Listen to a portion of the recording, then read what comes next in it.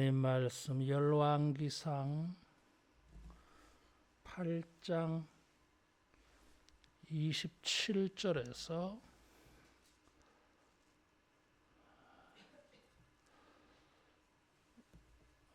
32절 말씀입니다.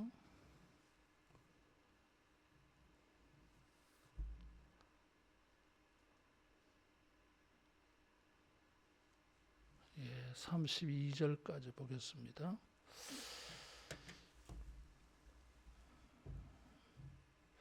하나님이 참으로 땅에 거하시리까 하늘과 하늘들의 하늘이라도 주를 용납하지 못하겠거든 하물며 내가 건축한 이 성전이오리까.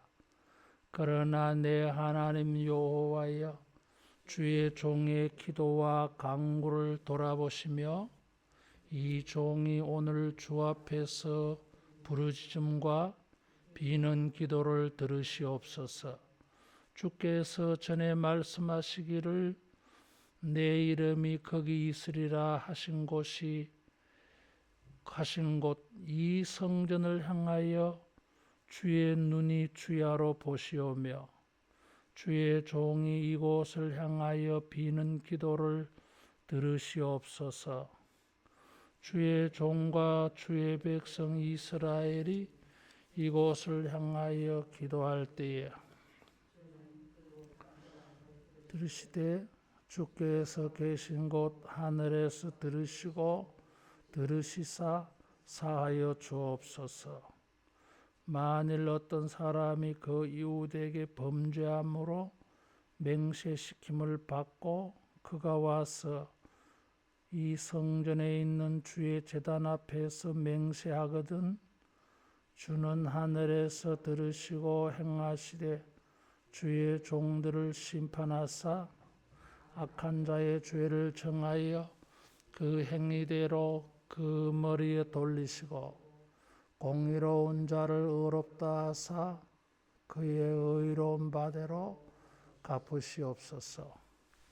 아멘.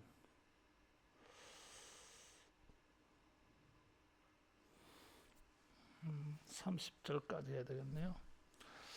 다음 주에 보니까 이 31절, 32절 하기로 해놨네 보니까. 열왕기상 이 8장은 이 열왕기 상하를 이해하는 데에 아주 중요한 의미가 있어요. 솔로몬이 왕위에 올라서 성전을 건축하고 성전에서 봉헌 제사를 드려요. 이 5절에서도 제물을 드리고 이 62절에 가면 이 기도 후에 또 제물을 드려요. 제물의 양이 엄청나요. 이게. 그리고 나서 솔로몬이 이 제사를 드리고 난 다음에 자기들이 하나님에게 은혜 받은 것을 기도하기 전에 먼저 말해요. 그리고 27절에서 이 51절까지 이 7 긴 기도가 나옵니다. 7 종류의 기도를 하고 있어요. 그리고 나서 또 자기들은 하나님의 언약의 백성이다. 또 하나님께 당부합니다. 그러니까 이 8장은 7개의 기도가 중심을 차지하고 있고 그 양쪽에는 자기들이 하나님에게 은혜 받은 역사를 말해요. 그리고 제일 바깥쪽에는 또 희생 제물로 하나님께 제사 드린 거. 그러니까 제사를 드리고 자기들이 하나님께 받은 은혜를 말하고 기도하고, 기도가 마치면은 자기들은 하나님께 응답받을 그런 관계에 있다고 하는 역사를 말하고, 또 마침으로 제사를 드리는 이런 구조가 되어 있어요.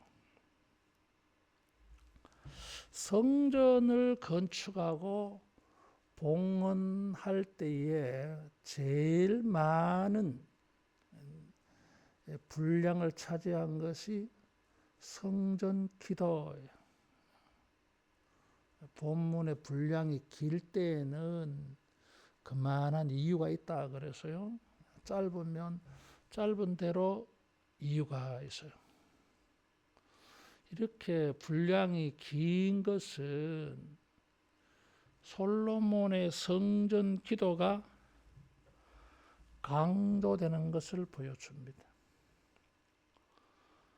이사야도 56장 7절에 내 집은 만민이 기도하는 집이다. 그래서 예수님께서 예루살렘 성전에 입성하셔가지고 장사하는 사람들 다 내쫓으시고 내 집은 만민이 기도하는 집이다. 그래서 솔로몬의 이 성전 기도는 이사야에게도 예수님에게도 성전은 기도와 이렇게 밀접한 관련을 짓게 한 것입니다.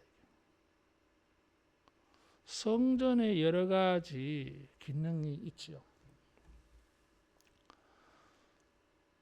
열왕기상 8장만 가지고 보면은 솔로몬은 성전에서 세 가지를 행했다 그랬어요. 첫째는 제물을 드렸어요. 두 번째로는 일종의 설교 성격이 있는 하나님의 은혜의 역사를 말하는 이 가르침이 있어요. 그리고 세 번째가 기도예요. 이 세 가지 예물을 드리는 거, 말씀을 배우는 거, 기도하는 거, 특별히 이 세 가지를 말하면서 솔로몬은 기도에다가 무게중심을 많이 뒀다고 하는 것입니다. 그러면은 제물을 드리는 거, 말씀을 가르치는 것은 기도보다 중량감이 부족하냐? 그런 게 아니고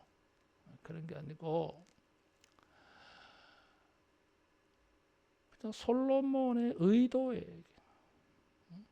솔로몬은 성전을 건축하고 기도를 좀 많이 말하고 싶었어요.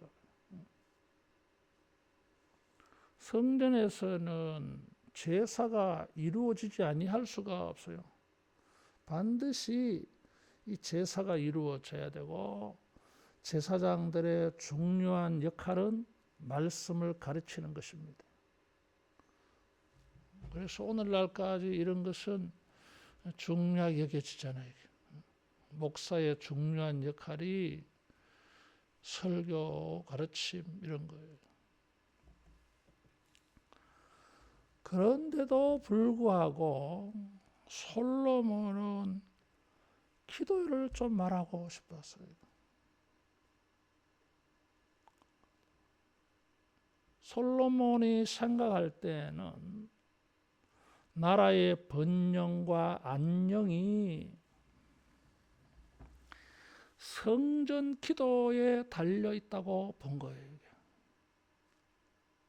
그래서 27절에서 본격적으로 이 7가지 기도를 말하기 전에 22절에서 26절까지는 다윗이 이룬 나라, 그것이 솔로몬 자신 때에도 계속 번영하기를 바라고 후손들의 시대에도 계속 번영하기를 바라는 이것을 말하고 있어요.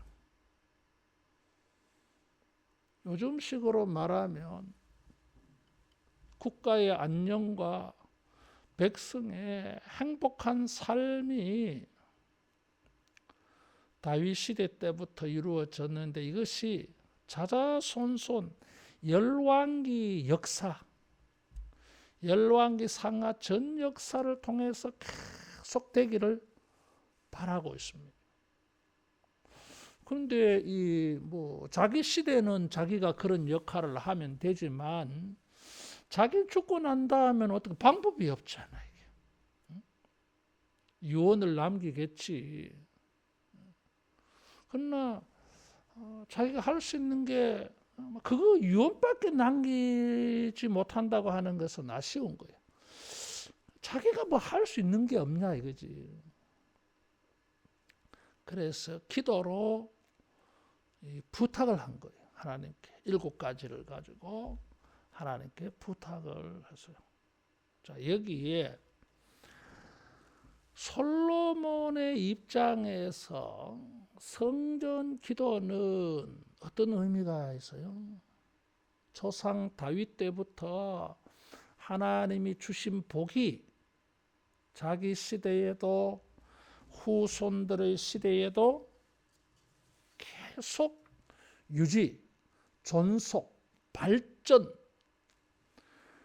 이런 것이 가능할 수 있도록 자기가 할 수 있는 역할이에요. 우리들 시대만이 아니라 자손들에게까지 하나님의 은혜가 조상에게 약속하신 그 다윗의 은혜가 계속 되도록 우리가 할 수 있는 일이 기도인 것입니다.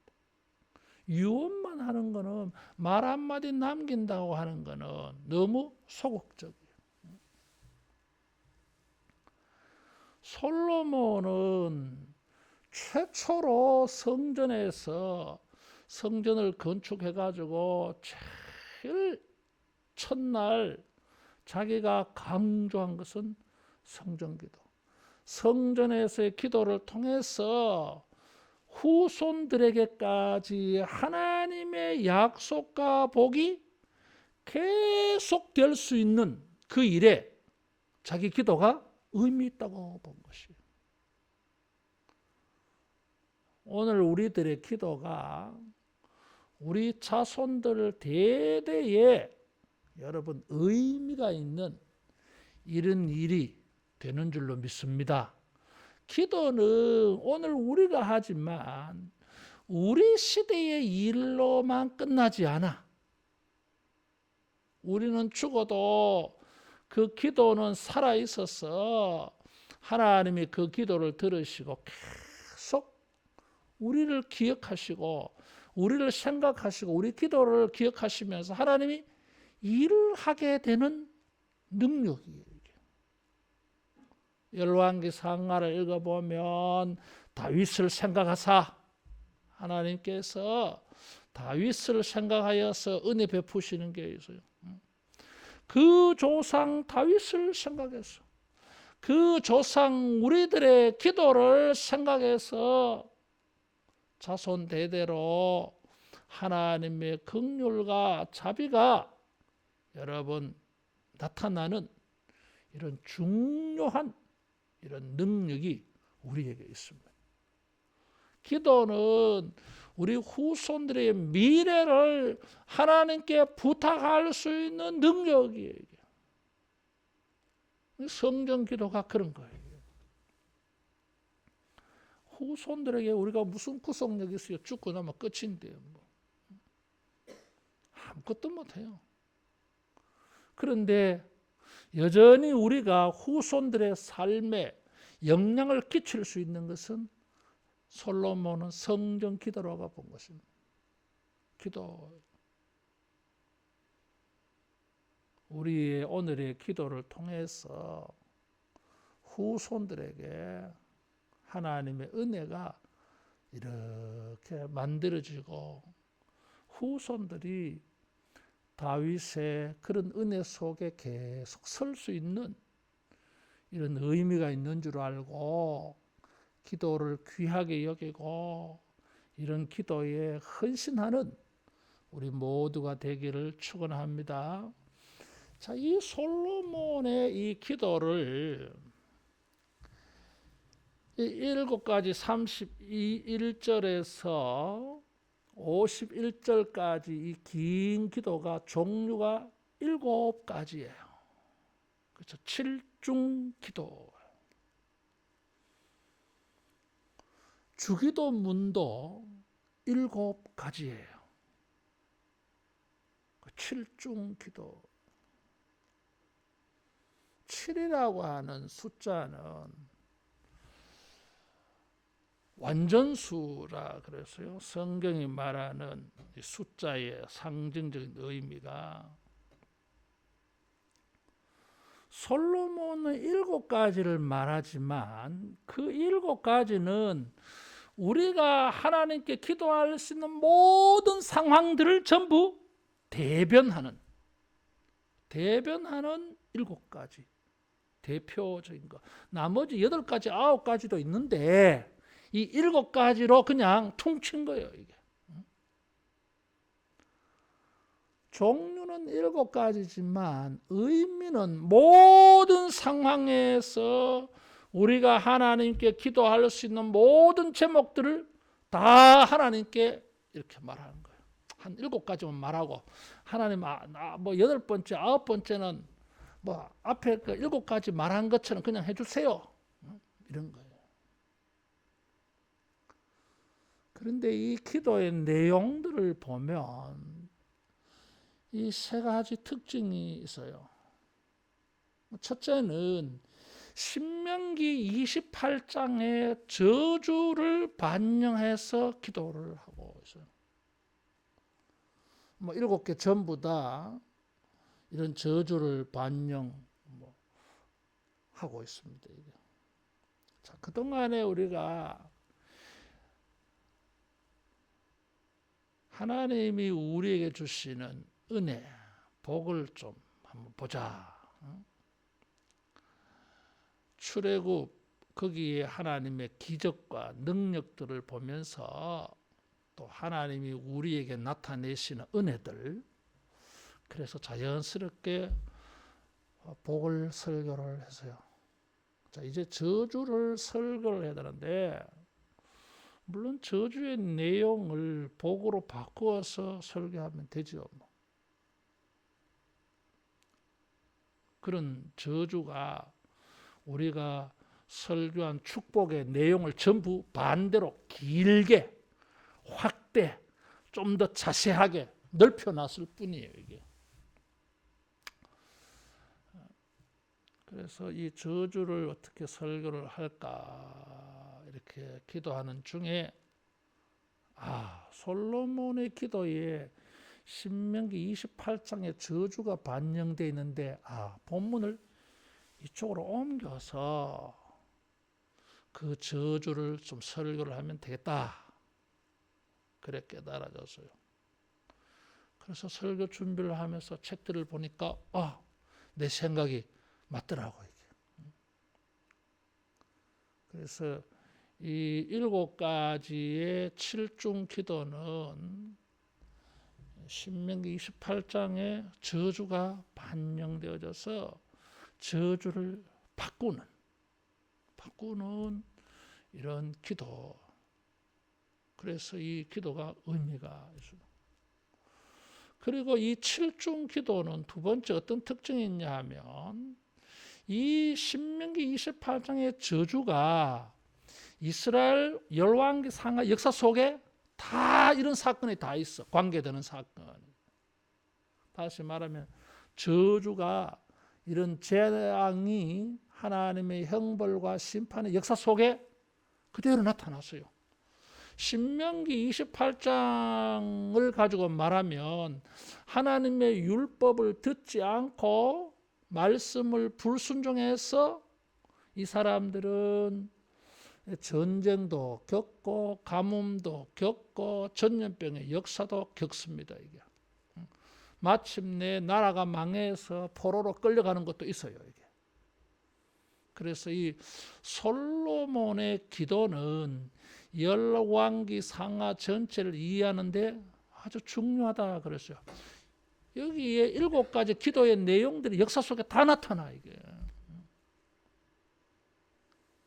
그리고 역사 속에서 이런 재난을 당하였을 때에 솔로몬의 기도처럼 하나님께 은혜를 구해서 기도해서 이 재난과 저주에서 구원받는 이런 저주를 해결하는 그런 역사가 열왕기 상하 역사에 다 있어요. 그러니까 솔로몬이 성전에서 이 기도를 했는데 역사 속에서 응답이 나타나요. 물론 예를 들면 히스기야가 뭐 병들어 죽게 되어졌는데 전쟁을 당하였는데 기도했더니 솔로몬의 기도를 기억한 건 아니고 히스기야의 그 기도를 듣고 하나님이 해결해 줘요. 히스기야가 성전 벽을 놓고 기도했어요. 이게. 그래서 솔로몬의 기도가 그대로 후대에 반영되어져서 솔로몬이 이렇게 기도를 하고 후손들은 기도를 안 해도 하나님이 솔로몬의 기도를 듣고 해결하는 게 아니라 솔로몬이 이렇게 기도한 걸 후손들이 그대로 모방 배워서 솔로몬이 기도한 대로 응답받는 역사가 그대로 나타나. 이게 열왕기 상하. 신명기 28장에 저주가 임하는 걸 보여주면서 다른 한편으로는 솔로몬의 기도대로 응답받는 역사를 보여주는 것이 열왕기 상하. 이런 의미가 있습니다.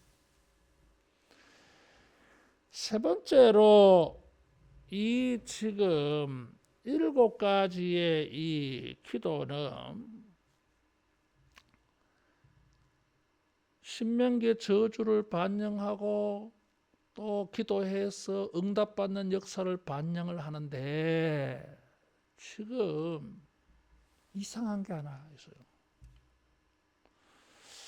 신명기의 복은 말씀을 듣고 순종할 때,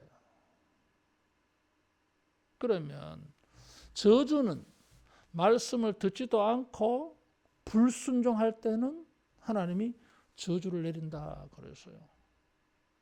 자, 저주가 임했어요.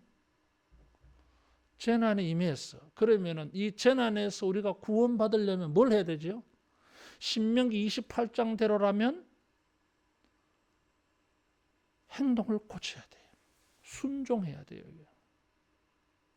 그런데 지금 솔로몬이 이런 재난과 저주를 당하였을 때에 자기들이 행동을 고치면은 하나님이 복을 내려주세요. 이 재난과 저주를 고쳐주세요. 그래 말 안 했어. 뭐라고 말해요? 우리가 기도하면. 지금 솔로몬은 신명기 28장의 원리를 살짝 바꾸었어요. 신명기 28장은 순종해야 복을 받고 불순종하면 저주인데 솔로몬은 이 신명기 28장의 저주를 가지고 기도하면서 순종을 말한 게 아니라 기도를 말했어요. 큰 변화예요. 물론 솔로몬의 기도는 그런 뭐 하나님께 떠들기만 하고 나는 어떻게 살든지 뭐 하나님 해결해 줄 거다 그런 건 아니에요. 왜냐하면 25절에 보면 솔로몬은 행위를 말하고 있어요.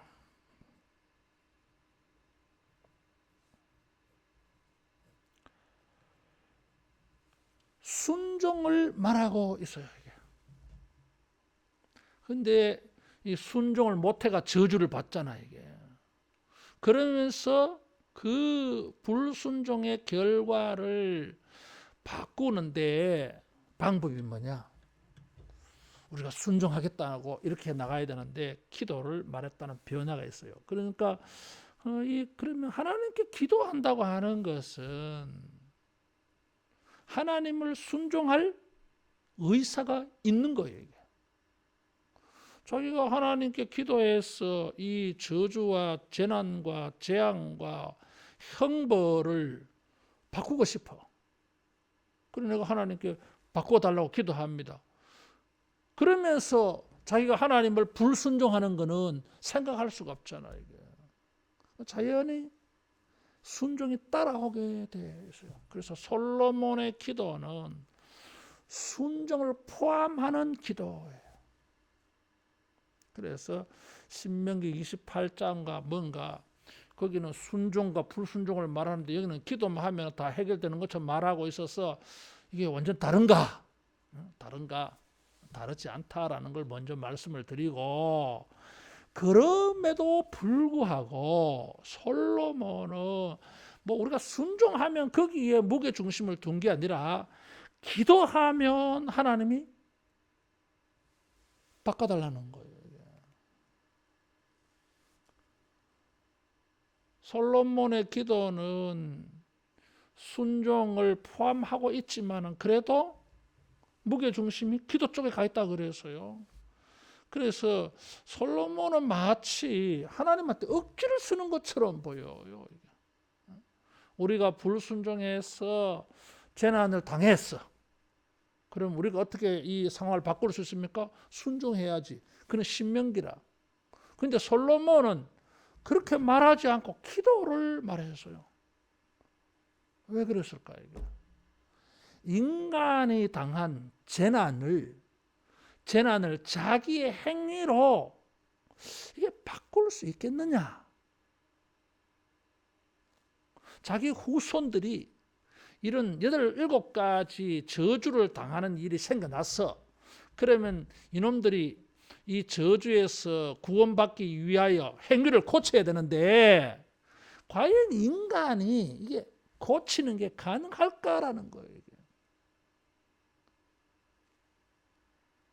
여러분, 우리의 행위를 가지고 우리의 순종을 통해서 우리 인생의 재난과 저주를 바꿀 수 있느냐 그 말이에요. 이게. 솔로몬은 자신이 없어. 확신하지 못하겠어. 과연 인간이 재난과 저주를 복으로 바꿀 수 있는 능력이 있느냐? 솔로몬 자신이 없어. 그래서 솔로몬은 성전에서 기도한 거예요. 우리가 기도하면 하나님이 뭐예요? 하늘에서 들으시고 들어달라는 거예요. 지금 여기 솔로몬의 억지가 있어요. 자기의 성전을 향하여 기도하면 하나님이 들어달라는 건데 성전은 하나님을 용납하지 못해. 27절에 하나님은 우주에 충만한 크신 분인데 뭐 솔로몬 성전이 아무리 크다 할지라도 하나님을 용납할 수가 없어요. 어떤 의미에서는 자기 성전은 쓸모가 없는 거야. 이게 하나님을 거기에 모실 수가 없으니까 너무 큰 분이라서. 그런데도 성전을 향하여 기도하면 이라고 말할 수 있는 근거가 있어요. 그것이 무엇인가 하면 29절에 내 이름이 거기 있으리라. 하나님의 이름이 여기 뒀어.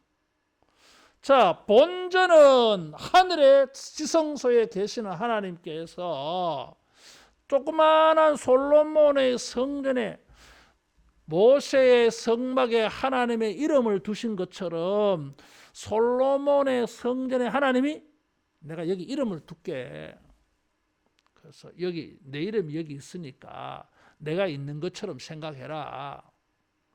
이것을 지금 근거로 삼고 있어요.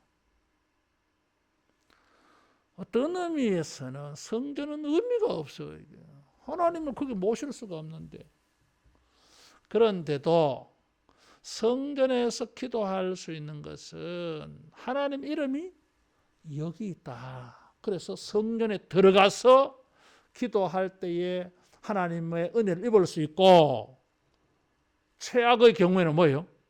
성전이 없어도 하나님의 이름을 가지고 기도할 수 있어. 솔로몬이 여기서 큰 영적 안목이 깨어난 거예요. 하나님의 이름이 있다면은 우리가 성전에서 성전을 향하여 하나님께 기도할 때에 응답받을 수 있어. 이 기도가 뭐예요? 상황을 바꿀 수 있어요. 내 행위로 상황을 바꾸는 건 불가능한데 내 기도를 통해서 상황은 바뀌어질 수 있다고 본 거예요. 이 복음이야, 여러분. 우리 스스로의 인생을 우리의 행위를 가지고 못 바꿉니다. 이게 성인 군주가 아니야. 수십 년 예수 믿어도 큰 변화가 없는 게 인간이에요. 이게 무슨 변화가 있어? 큰 변화가. 수십 년 믿어도 변화되지 않는 것들이 있어. 이게 우리가 다 그런 걸 가지고 있어요. 고쳐지지 않아. 근데 이런 것을 보고 주님이 너 안 되겠어 이러면 누가 구원받냐 이거지. 근데 이런 세리와 같은 죄인들이 말이야, 성전에 가서 기도를 해. 죄인입니다. 뭐 긴 말 짧은 말도 없어. 뭐 말이 많은 거야. 변명이 많은 거야. 이게 그냥 단도직입적으로 주여 나는 죄인으로소이다. 하나님이 이 세상에 죄인 한 놈만 딱 시범 케이스로 요절을 낸다면 그 놈이 냅니다. 이거거든요. 내가 바로 그 죄인입니다. I am the sinner 이렇게 해서요. 내가 바로 그 사람입니다. 이렇게 기도를 했는데 이 세리가 말이요, 자기가 인생 바꾼 게 아니야. 그냥 기도를 그래 했을 뿐이요. 말만 그래 했을 뿐이요. 근데 주님이 의롭다 그랬어. 그래 이 사람이 가서 이제 변화된 삶을 삽니다. 하나님이 의롭다 했으니까 의로움을 실천을 해. 그러니까 세리가 바뀌어지는 거지. 자기가 바뀌어져서 죄 용서 받은 게 아니라 죄 용서를 받고 난 다음에 이제 자기가 변화되는 거예요. 이게 복음이에요. 이게 순서가 바뀌었어. 이제는 솔로몬은 이 7중 기도를 통해서 앞으로 왕들의 역사에, 후손들의 역사에 이 재난이 불가피할 거다. 이거 인간을 알아. 인간이 하나님의 저주와 재앙을 불가피하게 만나게 될 거야. 이 인간들. 이거 어쩌면 좋냐 이거지. 그래서 기도하면 하나님께서 용서하시고 이런 모든 7 종류 뭐 10,000가지의 어떤 문제라도 주님이 해결해 주세요. 해결해 주세요. 내가 그렇게 될 이유가 뭐냐? 아버지의 이름을 여기 두었습니다. 하나님의 이름을 우리에게 줬습니다. 예수님의 이름으로 기도하라 그랬습니다. 그래서 우리가 하는 겁니다. 하나님의 이름, 예수님의 이름의 능력이 있어요. 따라하겠습니다. 기도는 은혜를 얻는 것이다. 은혜를 얻는 거예요. 우리의 행위로는 얻을 수 없고 해결할 수 없는 것이 해결되어지는 방법이 기도. 왜냐하면 하나님의 이름을 두셔가지고 하나님의 인격을 거기 걸었어. 그래서 된다는 거예요. 솔로몬이 29절에 하나님의 이름을 말하면서 30절에는 이곳을 향하여 기도할 때 주는 그 간구함을 들으시되 하늘에서 들으시고 들으시사 사하여 주옵소서 그랬어요. 사하여 주옵소서라는 것은 이런 거예요. 특별 사면이라고 하는 단어가 사하여 주옵소서. 따라하겠습니다. 없던 일로 하자. 없던 일로 하자는 단어예요. 이게. 불순종해서 신명기 28장에 저주를 받았는데 기도를 해가지고 자기가 불순종하는 일이 없는 일로 합시다. 없는 일로 하면은 뭐예요? 재난을 고쳐줘야 돼. 그 불순종한 것을 없는 일로 하자 하니까. 지금 솔로몬이 하나님에게 그렇게 말한 거예요.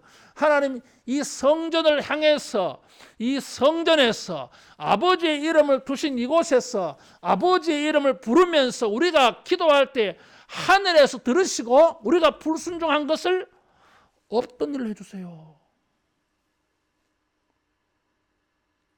이거는 천지가 개벽할 말이야, 이게. 아니, 불순종하는 걸 없던 일로 하자라니.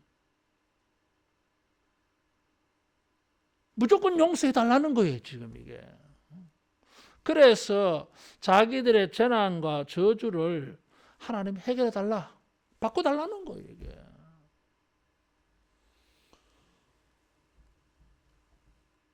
하나님께서 솔로몬의 이 기도를 들으시고 좋다 그래요. 이 8장의 기도를 들으시고 하나님께서 솔로몬에게 좋다. 그래서 하나님께서 이 솔로몬의 기도를 응답을 해 주십니다. 자, 우리 성경 한번 보겠습니다. 9장 3절 9장 3절 같이 봉독합니다. 여호와께서 그에게 이르시되 내 기도와 내가 내 앞에서 간구한 바를 내가 들었은즉 나는 내가 건축한 이 성전을 거룩하게 구별하여 내 이름을 영원히 그곳에 두며 내 눈길과 내 마음이 항상 거기에 있으리니. 하나님 응답해 줬어. 응답해 줬어요. 그러면서 주님은 순종을 또 요구해요. 순종해라. 그러면 영원할 것이다. 다시 한 번 더 이 순종을 요구하고 있어요. 근데 뭐예요? 저주는 뭐예요? 불순종한 거잖아, 이게. 순종하면은 이런 저주를 안 만난다. 내가 네 기도 응답해 줄게. 눈과 마음을 거기에 두겠다. 좋다. 근데 열심히 잘 순종해라 이거지. 지금 솔로몬은 우리는 순종이 안 됩니다고 말해가지고 기도할 겁니다. 안 돼가지고 재앙과 저주를 당하면 우리가 기도할 겁니다. 기도하면은 없던 일 합시다. 그리고 우리를 고쳐주세요. 그랬더니 좋다. 그렇게 해줄게 하면서도 주님이 뭐예요? 순종을 요구했어요. 순종 요구하지. 그래, 내가 응답해 줄 테니까 너가 불순종해도 내가 신경 안 쓸게. 이러면 또 불순종할 거 아니냐 이거지. 그래, 내가 들어주겠다. 그래도 너 순종 잘해라. 그리고 불순종하거든 회개하고 기도해라. 내가 고쳐줄게. 네 말대로. 이렇게 약속해 줬어요. 자, 지금 솔로몬은 이 7중 기도는 신명기의 저주를 반영한 전제하고 한 기도인데 순종해서 이걸 고쳐야 되는데 기도를 통해서 고치려고 그래요. 따라하겠습니다. 기도는 모든 것을 바꾸게 한다. 모든 것을 바꾸게 할 수 있어요. 우리는 그런 능력이 없어요. 그런 공로, 의도 없어요. 우리의 삶을 바꿀 수 있는 공의가 없어, 정의가. 인간이 틀려먹었어, 이게.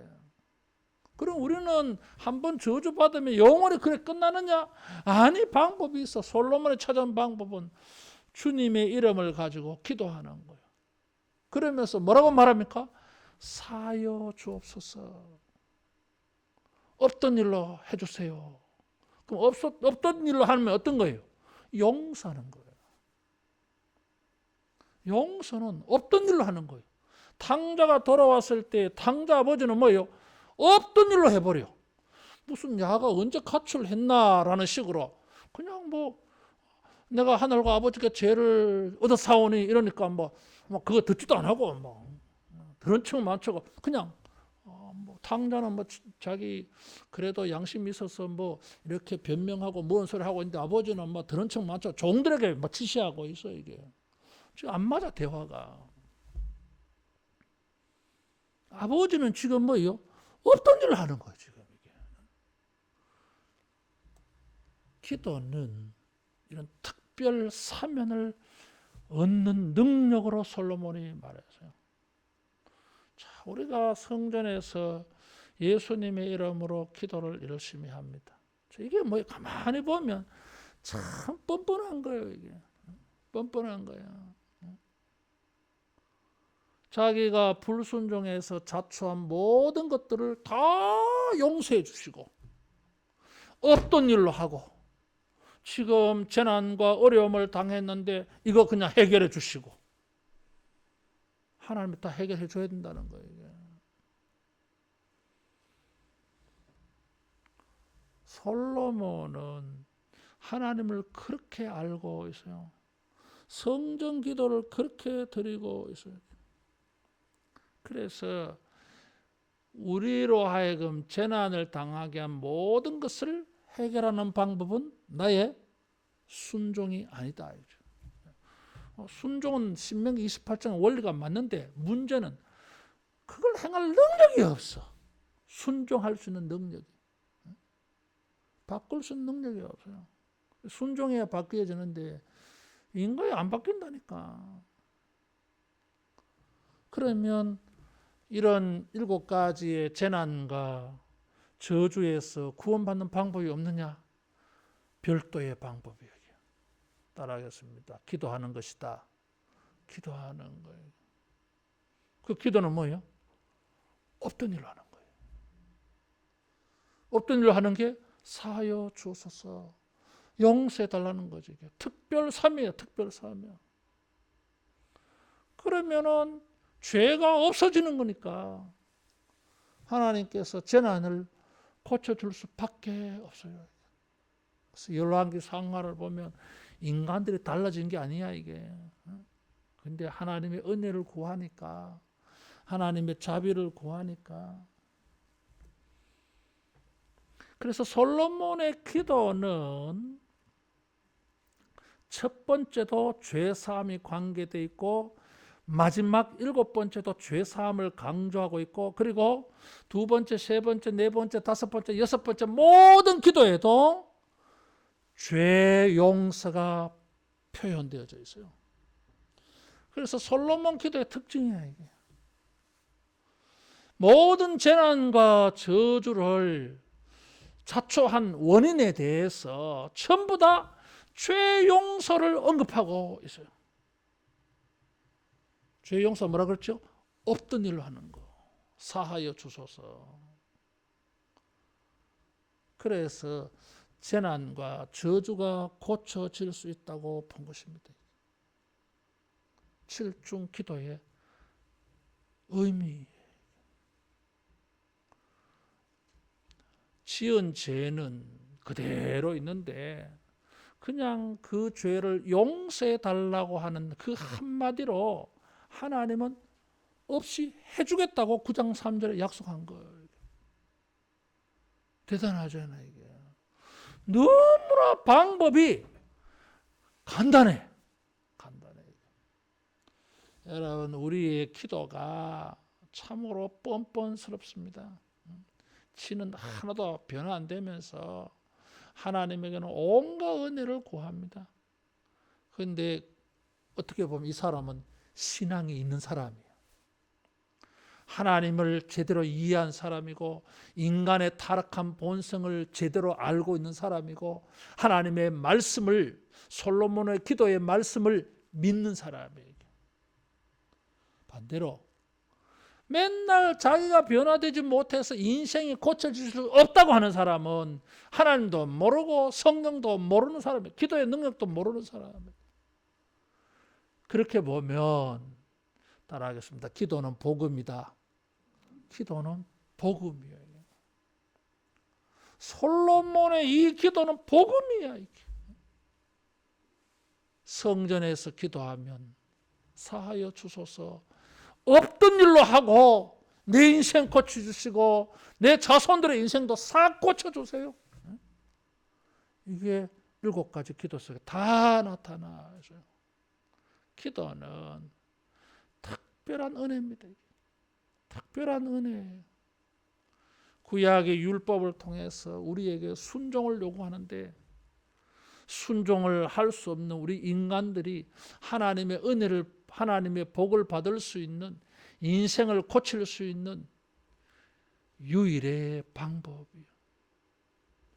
이 기도도 안 되니까, 이 기도를 해야 되는데 이 기도도 안 되니까 성령님을 우리에게 주셔가지고, 성령님이 우리 안에 계셔서 말할 수 없는 탄식으로 우리를 위하여 기도한다 그랬어. 로마서 8장에. 이게 또 은혜야. 이게 은혜야. 기도를 해야 인생이 고침을 받는데 그것도 안 해.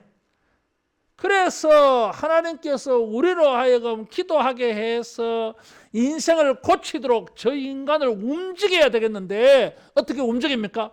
성령님을 보내셔가지고 기도의 영, 성령이 그 안에 계셔서 기도하게 만들어요. 성령이 우리 안에 계신 이유가 여러 가지가 있어요. 그 중에 한 가지는 뭐예요? 기도하게 하시려고.